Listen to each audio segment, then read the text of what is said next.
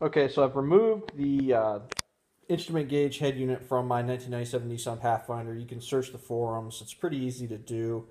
Um, I was getting a P0550 speed sensor code on my OBD2 scan tool, and the check engine light was coming on while I'm trying to get the thing programmed so I can get it successfully smogged. Anyway, one of the forums on the old Pathfinders from about that era, 97 Nissans, Pathfinders and trucks and other cars, I think, is that the printed circuit board, or the laminate circuit board, I guess, it's like a plastic laminate with the copper traces inside the plastic, that you can have intermittent failures from, I guess, the ground screws coming loose, or basically the workaround is to tighten these up, they say, and then that intermittent failure with the speedometer, they're cutting out, which I've not experienced. My speedometer works fine.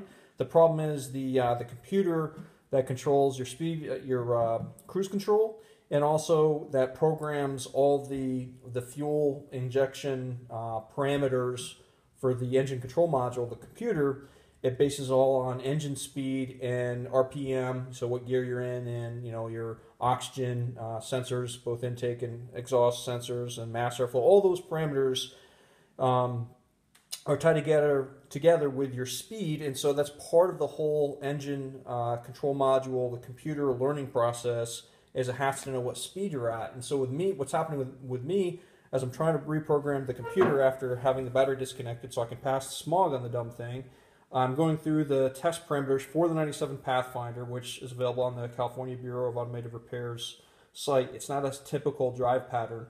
There's specific things that you have to do that you may not do for thousands of miles with regular driving. So anyhow, going through that procedural several times now, I keep getting this check engine light, and I check the codes, and it's always the speedometer sensor. So what I'm going to do is I'm going to remove all these screws, clean them with electrical contact cleaner, and torque them back down, and just inspect for any type of corrosion or arcing or what have you, and hope that this will alleviate my problem.